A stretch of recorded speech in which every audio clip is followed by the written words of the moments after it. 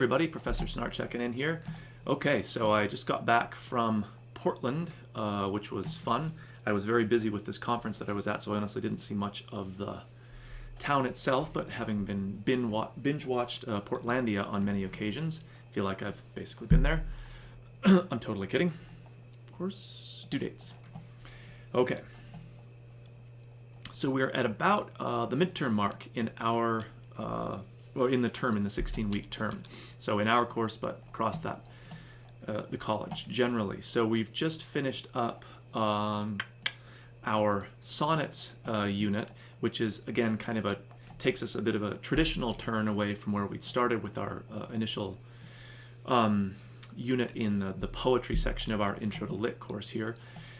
So we were recording so we could actually hear existing sonnets, which I think was really cool and fun, and then writing our own sonnets, which are probably a lot harder than you might realize, particularly with that iambic pentameter. Most people can get, the number of lines, the rhyme scheme right. It's that getting that rhythmic device so it sounds both natural but also still conforms to the so-called rule. But you'll notice that again, here it's important to me that we engage with work, whether it's poetry or whatever genre we're covering, in a way that's not just the let's read a sonnet and write an essay about it. So that's one way of engaging with it, but I think you can actually learn a lot more, or yeah, I will say a lot more about sonnets or poetry or whatever by doing more creative things with it. So writing the sonnet, to me, it's not supposed to be easier than writing a full-blown essay, even if you might feel like it is just because it's shorter or whatever. But I think it ultimately teaches you just as much within the larger context of all the stuff that we cover in our class about, again, in this case, sonnets. But as we get down into drama, you'll see that we're doing a lot of, supposedly non-traditional things, not just read the work, write an essay. That formula gets pretty boring after a while for everybody involved. Okay, so that brings us to our next unit, Unit 9, which is in some ways one of the most conventional or traditional, at least as far as the assignment itself goes. So I'm having you read a bunch of poems here. They're not really connected in any specific way. They're just, a random assortment, some old, some new, some short, some a little bit longer, some quite famous, like this first one here. It appeared in the movie, what was it called, Interstellar, a couple years ago, really prominently. So you still run into these things in pop culture every once in a while. Some early 19th century stuff, like from Matthew Arnold, Dover Beach. Some more contemporary things.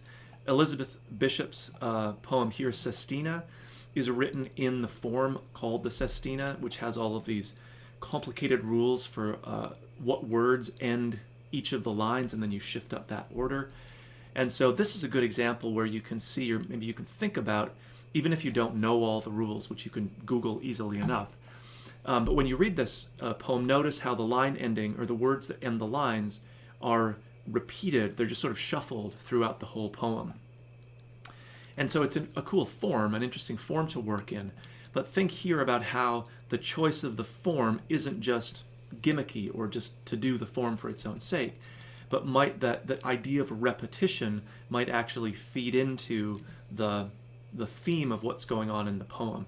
You'll also notice that this poem is in a specific form as well, which a lot of people don't recognize right away or aren't aware of as part of the fame of that poem. Okay, so like we say here, to help with our understanding, we're going to do sort of the traditional research part, going into the databases.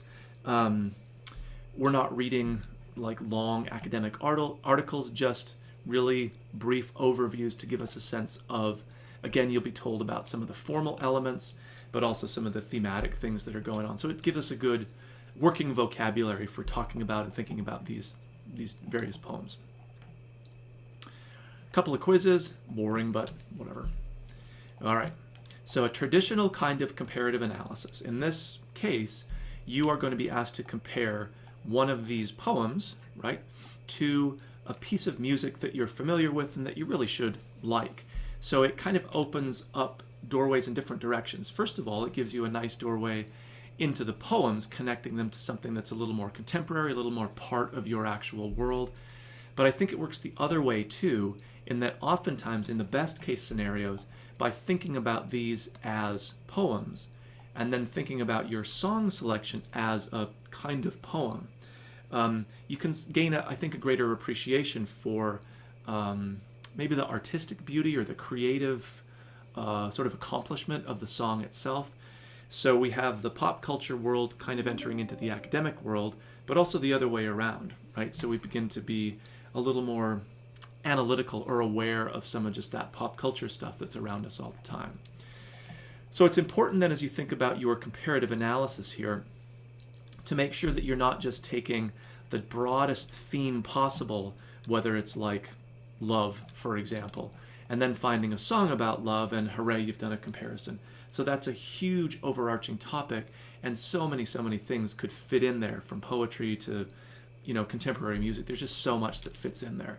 So it's a good starting place, but it's only a starting place, because what we really want to get to is seeing how more deeply connected in terms of theme, but also use of language, the two works are.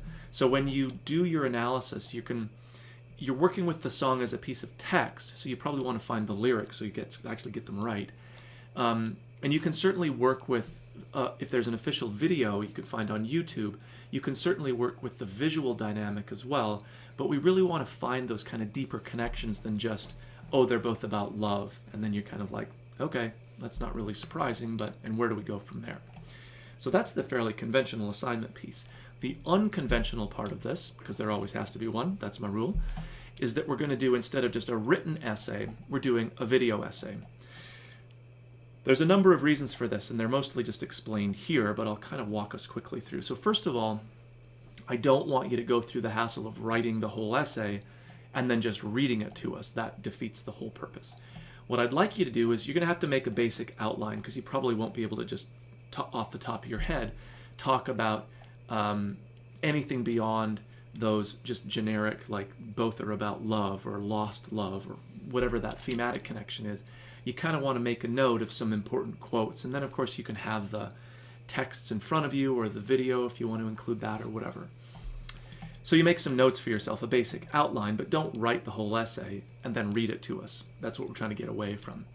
So the reason that you're doing a video essay is kind of that dictum that you can learn something and do a test, but then it kind of filters out of your mind and you forget things, and it doesn't take deeper root. But if you can teach someone about something, then you usually have to have a much deeper understanding of it than just what we sometimes get from a superficial do the assignment, do the test kind of a thing.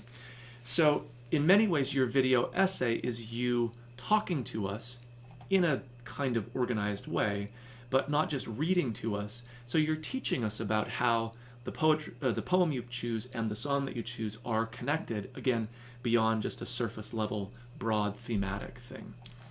So you can simply do yourself talking into the webcam, right? A simple, right, just a headshot sort of thing. But you can certainly do something more creative about maybe capturing your screen like I'm doing right here. I'm using a program called Snagit, which is a paid thing, so we have a license through the college, but it's not free. But there's lots of free screen capture tools. Sometimes they limit your time, so you might in fact have to do a part 1, part 2, or however it works out. But you don't have to go spending a bunch of money on software to do this. So if you were to capture your screen, that could get really interesting. So you're going to talk to us conversationally, but in an organized way about your connection. But you could actually pull up the video so we could see a piece of it. Don't show us the whole thing. You could pull up the poem and like, hey, this line right here connects to, and then find us the lyrics page and actually highlight. So it's a lot more organic. It doesn't mean you're just like rambling at us, but it's a lot more organic than that one-off essay where you just type it on the page and maybe the meaning takes hold, or maybe it's just you doing the assignment and then it's done and it kind of leaves you again. So I'm hoping that, especially in the context of our online course, this kind of video assignment again gets us kind of connected as people together, talking to each other. Even in the response part, I'd really like you to consider doing video responses. once you get the hang of doing it, if you've never done these before, it can be, I mean, there's a learning curve, right? There is with anything. But once you get the hang of it and get a good workflow, like what buttons to press when and how YouTube works, especially once you figure out how to embed from YouTube, not just the link, but actually use the share and then embed feature, it can really make for a dynamic online sort of presence for everybody, because we're always right there in video format. It's not just a bunch of text on the screen. So that's the reason for the video essay. It's not just to make you do more work or to make it harder or somehow put an obstacle in your way. There really is a reason behind it. And we also want to start thinking about Unit 10, which is going to put us back into groups for our next assignment. So this actually works out pretty well. I want to double check my dates here. So notice that spring break falls for us right in here. So we want to get into or start thinking about groups for Unit 10, but we actually have this big span of time. So we're not quite as pressed as we might otherwise be to form groups, make sure everyone can connect, and et cetera, et cetera. We devoted a whole unit to that before, but now we want to move a little bit quicker, especially now that people are a little more connected with each other. So I'm going to jump ahead to Unit 10, which on the calendar is way far ahead, but planning-wise, we want to be kind of on top of. So I'm just going to go back in here. Remind you of the note, don't get sick as I scroll. Here, right, inviting you into this group planning wiki, where you're going to add your name, tell us that yes, you can work in a group, which is probably most people. That just means that you're either on campus on a regular basis or can get to campus.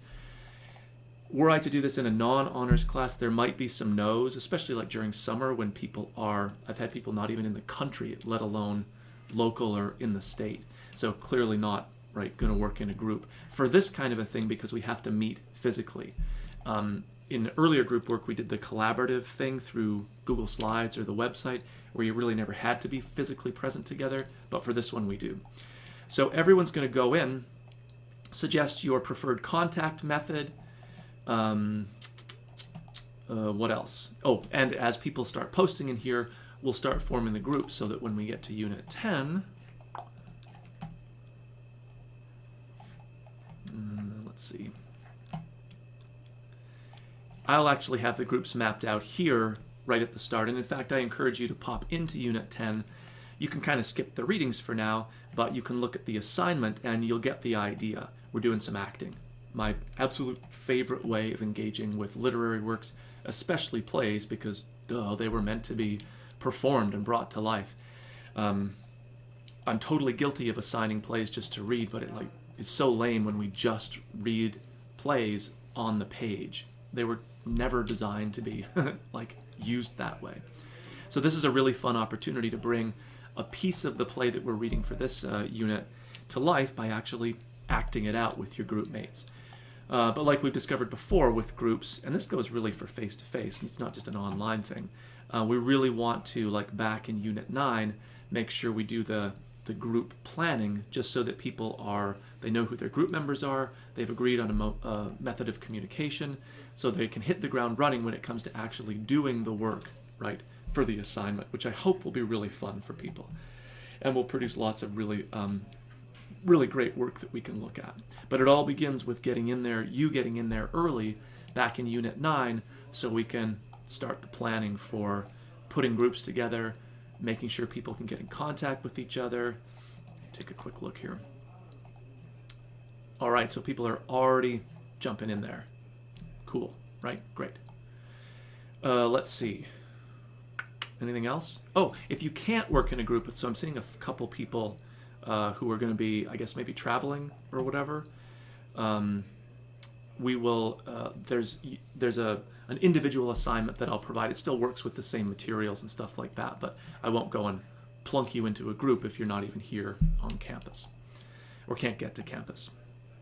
All right, so otherwise, that is hopefully covering about it for now. Moves us out of poetry into our drama piece here. We're just crossing the 8-week or midterm point in our course. And I think that's about it. So as always, if there's questions, concerns, anything, be in touch with me, and I will start forming these groups as we get more people posting to that planning wiki. And then you can see who you're with and start actually getting in touch with those folks.